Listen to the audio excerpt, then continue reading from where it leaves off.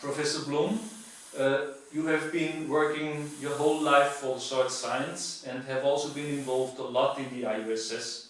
So we are very interested in your history, and so perhaps you can tell us a little bit about your family background and your heritage. Thank you for this opportunity to talk about my person and my relationship to science and especially IUSS. My citizenship is German and Austrian, and I was born as first child of 7 in 1941 in Freiburg, Breisgau, and my ancestors come mainly from Germany, France and the United States of America.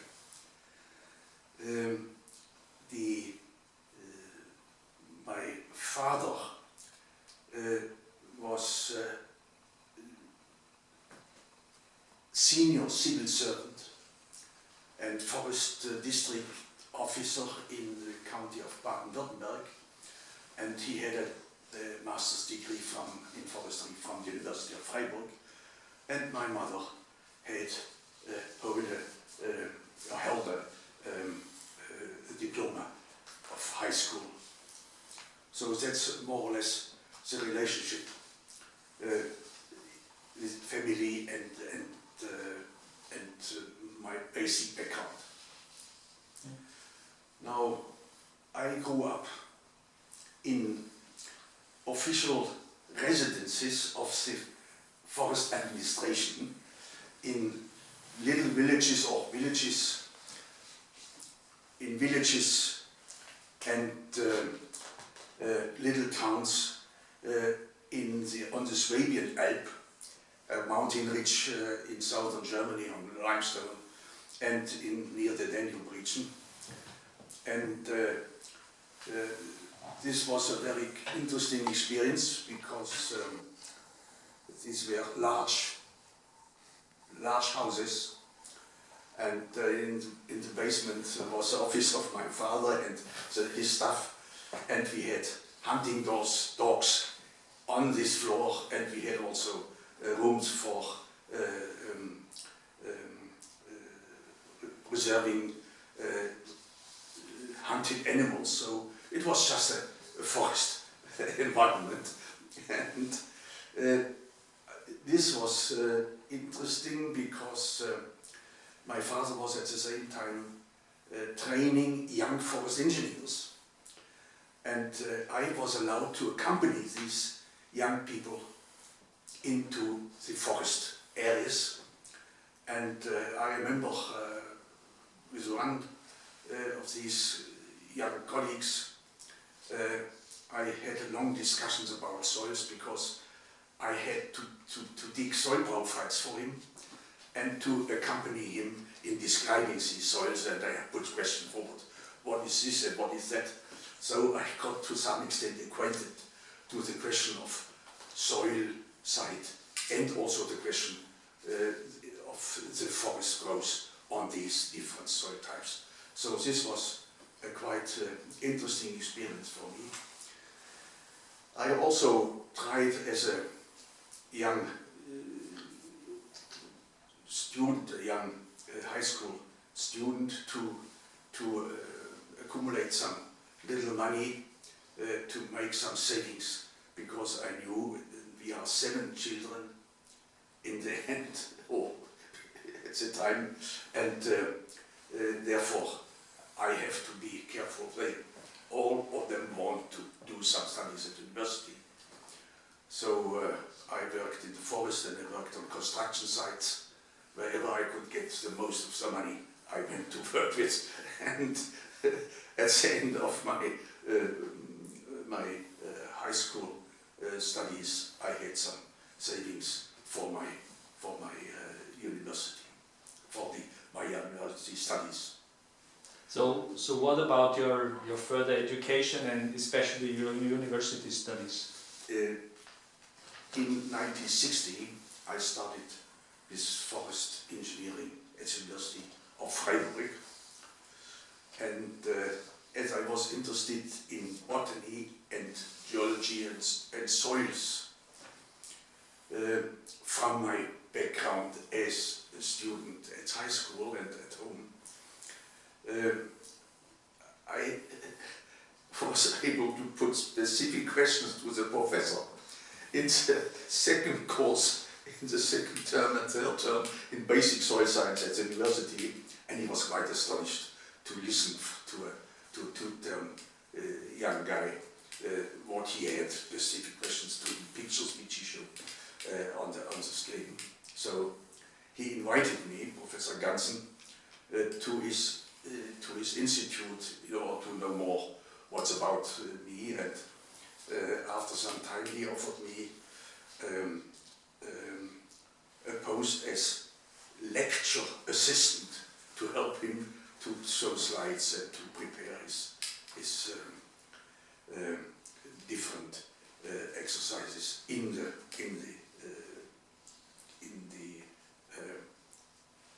lecture hall. Now, through this experience and my closer connection to this institute and my work also with the professor, he gained some information about me, and at the end of the fourth semester he asked me suddenly if I would like to do a PhD work in his institute. And I was quite astonished. I was happy, of course, but I was quite astonished, and I thought, okay, I said I need some time, and finally I of course had to accept that. And this had two consequences. One consequence was that I said, with forestry studies alone, I'm not able to a PhD work in soil sciences. So I have to do more, and I started a second course in natural sciences with chemistry, geology, mineralogy, crystallography, and plant physiology. And what I also did, I bought a scooter, because I knew if I have to go to field work, I need something for transportation, because the institute had nothing to offer the university, neither. So I was alone, was on my own in order to prepare all these things. And this was quite an experience.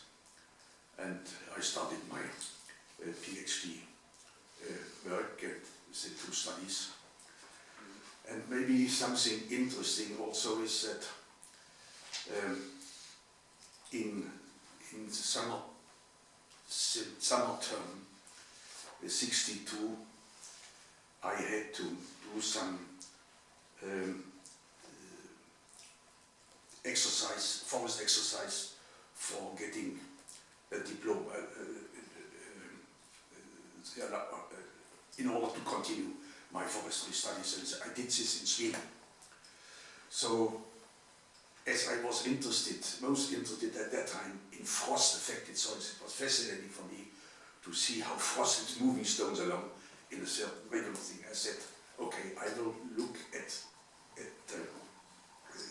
frost-affected soils in the polar region of Sweden, but I could not find literature, so I learned Swedish. And I really learned Swedish, and I could read the Swedish information and also Finnish information, because at that time the Finns also had to publish in Swedish, so Kajander and so forth. And so this was quite an interesting experience, and I said, okay, I want to go to Hammerfest, quite to the north. And what I should do in this way, I thought, okay, I will map forest ants along the horizontal way to the north, from the northern part of the Baltic Sea in Rovaniemi to Warsaw, Ivalo, Inari, Sodankile, Warsaw to the north. And this was a fascinating experience. And I took my scooter and went from Umeå to Gamla Kärvi to the Finnish side. And there happened something quite specific.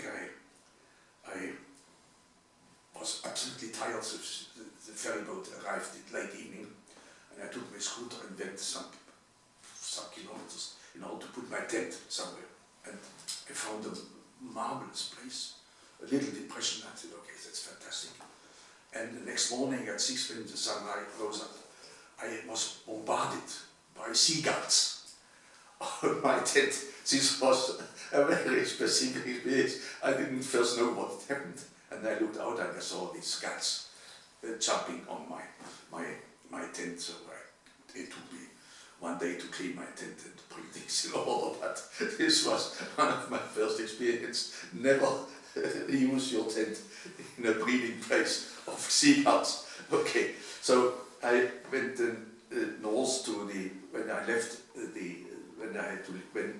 the forest zone to Betulanana zone, which was fantastic, but it was September with colored leaves, yellow, red leaves, fantastic. I was quite enthusiastic, and I took nest material, I took some ants and brought them back.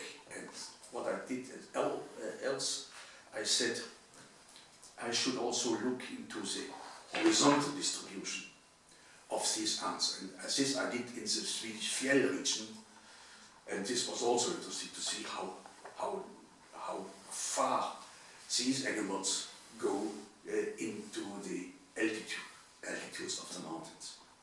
And this was Formica rufa and Formica aquilonia. This was a very interesting experience. So I had my frost-affected soils and my forest ant mapping exercise when I came back to Freiburg University. And this was the first experience in the northern region about soils, nature, terrestrial ecosystems.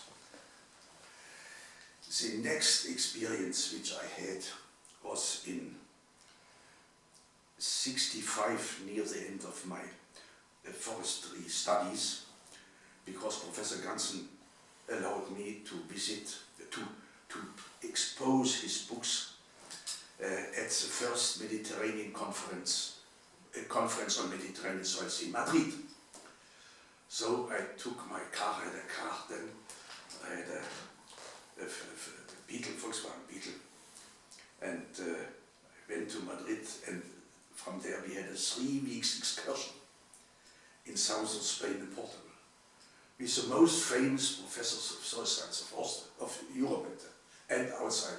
Janoun from Israel, Mangini from Italy, Duchaufour from France, Dudal as director from the Soil and Water Division of FAO, and so forth, Schachabel and Schlichting, and so forth and so on. And during this excursion, they asked me to chair the discussions at the profiles, because I could fluently speak English and French. So this was quite another experience where I could learn something about subtropical soils under the guidance of professors, high esteemed professors. This was the second part of my, let's say, professional experience. And this was quite important for the next step, because in '68, just before I finished my PhD, I had to do soil mapping in East Africa, in Kenya, Tanzania, and Uganda. And that's where tropical soils. So I had also experience about subtropical soils close to tropical soils. This was a three months exercise financed by the German Research Foundation. So this was a little bit the background with which I started to become a professional at universities.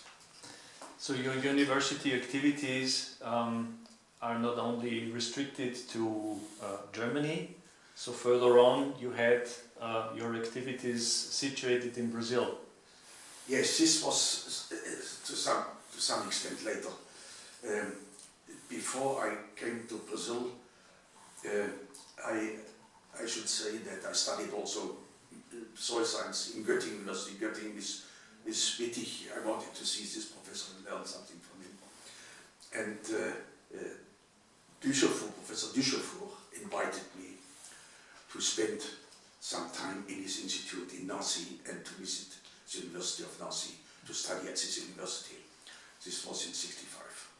So this was a basis, and when I had finished my PhD in '68, I started with my habilitation, and within 3 years I was ready with this and became an associate professor in early '72. And when I had this position, the faculty asked me to be vice dean of the faculty, and this meant at the same time that I was chairman of the German Council for Forest Faculties, and had to be present at the German Rectors Assembly in Bonn, Rectors Conference. So I went from Freiburg to Bonn and so forth and so on. And there I learned something about science politics and how universities are functioning and so forth and so on. That was a good basis. And then in 1975, after being dean of the faculty and so forth and so on, the faculty asked me to manage the university bilateral project, partnership project in Brazil. And I hesitated because I had good chances to do an interesting job as university professor and scientist. University of Freiburg, why should I go into a developing country?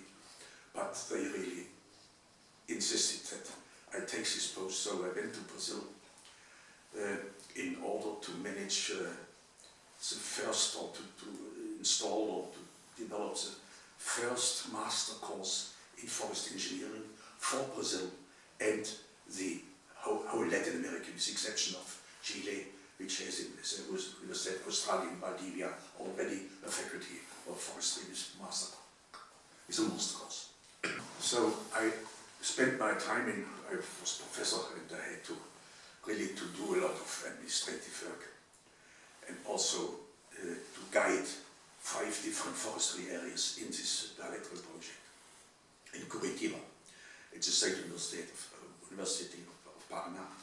And I also had the chance there in Brazil, I had a diplomatic passport and so forth and so on, to cooperate with the responsible institutions in Brazil, not only the Agricultural Forest Research Organization Embrapa, which just started to build up, but also other parts of the Ministry of Education and Research. And I learned a lot about, I was responsible for the selection of students for doing PhD work abroad, Brazilian students, and so forth and so on. So this was a very broad experience which I gained. And now comes the important step forward. This was in 1977. There was a competition for the chair of soil science following Professor Franz. And they took part, there were 18 candidates I had afterwards, and 8 people they accepted for a lecture in this competition. And finally, in December 70, at the second Christmas day of 78, I received a letter from the Brazilian Post of the Ministry of Science and Research of Austria. And I thought, oh, all these travel expenses not regulated yet, but it was a call from the minister to come here to Vienna to be professor of this chair of soil science. So I started in '79, in October '79, on this post, and at the same time I received the Austrian citizenship. Because this was a formal or legally necessary step to do my job at the university, because examinations are official acts. So examinations on universities are official acts. So this was my start, and just to say that I was very happy to be from 82 to 86 president of the Austrian Soil Science Society. So I started also in associations, and I was never president of a national society. And then from 86 to 90 I was the past president of this organization. Okay, so before coming to the activities in the organizations, what would you estimate to be the most formative experiences of your life, of your professional life and your private life?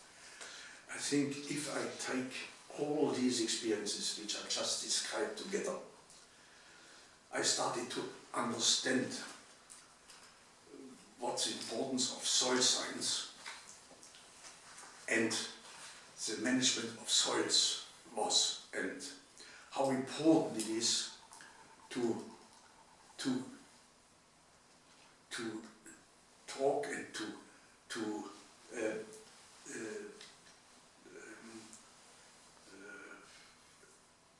show this knowledge and to discuss this knowledge with other colleagues on a worldwide, or at least first European and a worldwide level. And through my contacts in Europe already, I was asked to be member of advisory boards of OSTOM, the French organization for science in developing countries, Office Scientifique Outre-mer, and today IRD. I was a member of the advisory board of ISRIC in Wageningen for many years. I was asked to chair the Commission of Experts at the Council of Europe at that time in Strasbourg for soil protection, and we had 36 different countries there, and the discussions were only in French and English. So this was until '94. There, somebody came and said, "Could you please be a member of the advisory board of the European Environment Agency?" And I was from 1994 to 2002, one of 15 European scientists advising the European Environment Agency in Copenhagen. This was a quite important exercise because I learned a lot from different other areas. So besides your activities that you have told, you have also been involved in other international organizations, especially the IUSS. You have been in a very important position for several years, so perhaps you could also tell us a little bit about this. I became Secretary General of IUSS in the World Conference, Soils Conference in Kyoto in Japan in 1990. And the first activity which I did in this organization was to try to relate this organization to a worldwide network of science organizations. This was ICSU, Paris. So in '91 I attended the World Conference of ICSU in Santiago de Chile and asked for acceptance of IUSS in this organization, which was granted. And so we were in a real international organization, or worldwide organization. For this, it was necessary to change the administrative structure of ISSS at that time, because this was a structure based on individual membership. Only individual members could be member of ISSS. So I tried to bring this to a national membership of national soil science societies, and this could be concluded on the World Conference in '98 in Montpellier, before we had the conference in Acapulco in '94, which was also a very interesting experience. But the decisive step was the change from ISSS, International Soil Science Society, to International Union of Soil Sciences. When we had this accomplished, I said we need to reorganize scientifically IUSS.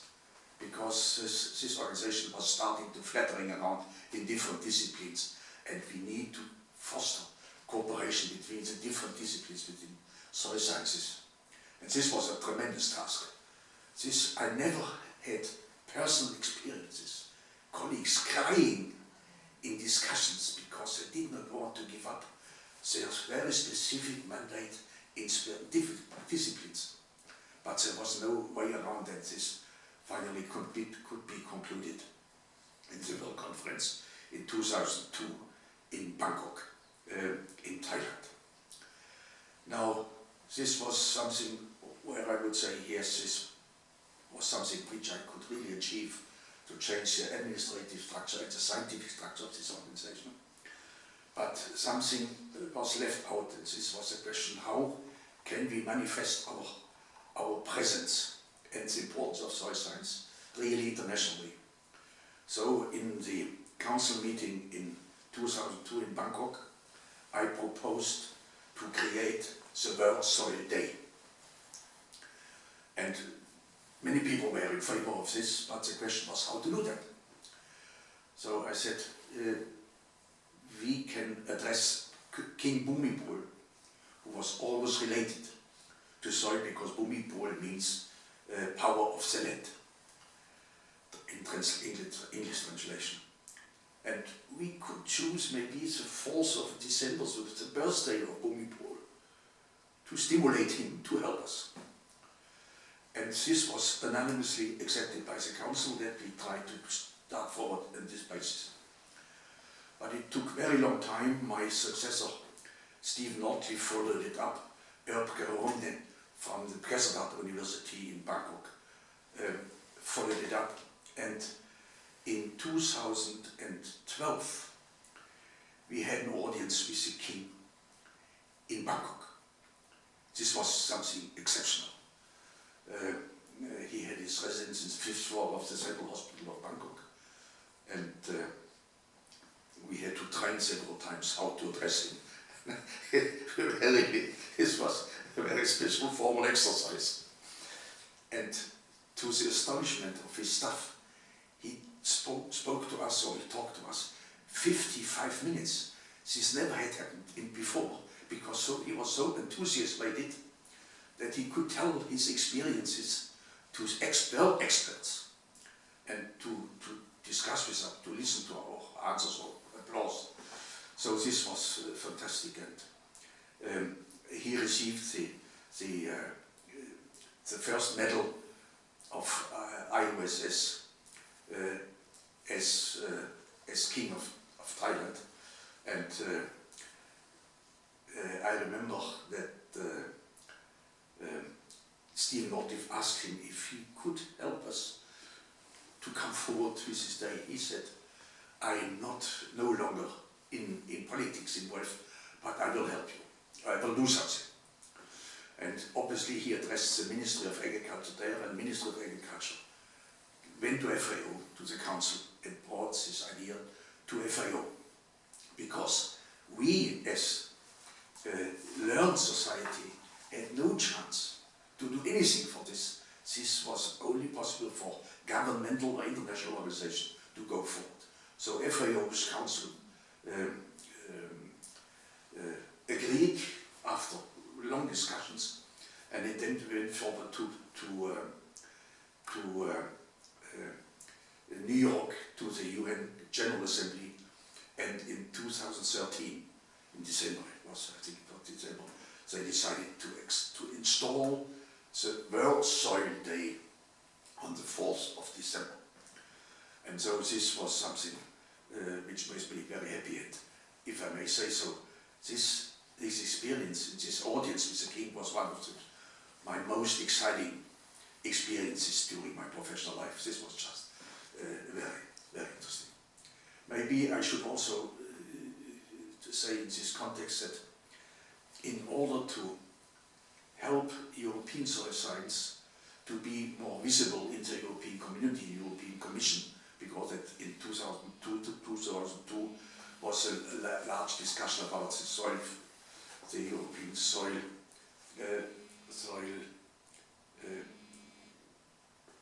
European soil thematic strategy. This started in 2002. And I was asked at the time to chair one of the 5 working groups of the Commission until 2004, when there came also the idea, after this experience, to found, together with the European Landowners Organization, under the auspices of the European Commission, this Soil Award, Soil and Environment Award for practitioners. But this is something aside. The main point in 2004 was that I had the chance to found the European Confederation of Soil Science Societies. I wanted to have an organization in Europe which is visible, which is an umbrella for all European soil science societies, in order to gain visibility, because the European Commission was distributing money for research and all kinds of things. So, with this visibility, the Commission also acted very quickly, and the Commissioner for Research asked me as President of the European Confederation of Soil Science Societies to make contact with China, and I led a delegation for the Commission in China, which was a very interesting experience, in order to prepare a memorandum of understanding between the Chinese Academy of Sciences and the European Commission to found this SINO, European Panel on Land and Soil. This panel still exists, was put into order in 2007 under the Commissioner Potocznik. And so this was for me a new experience, also to combine now European research agenda in soil science and land management with the Chinese. I think this is something which I can tell here in relation to my activities in the international field. So in acknowledgement of all your efforts for the soil, you have received numerous honorary membership of other organizations, numerous honorary academic degrees of several universities. But what are your ideas of the future? What are your views of the future, and especially the views of the future of soil? That's a very important question, I think. It's not easy to answer. But if I look into the development of soil science during the last 60 years, more or less 60 years, which I can oversee, we developed very strongly in soil chemistry, soil management, agricultural land management, and soil science. And soils were always seen as an instrument for agricultural and forest production.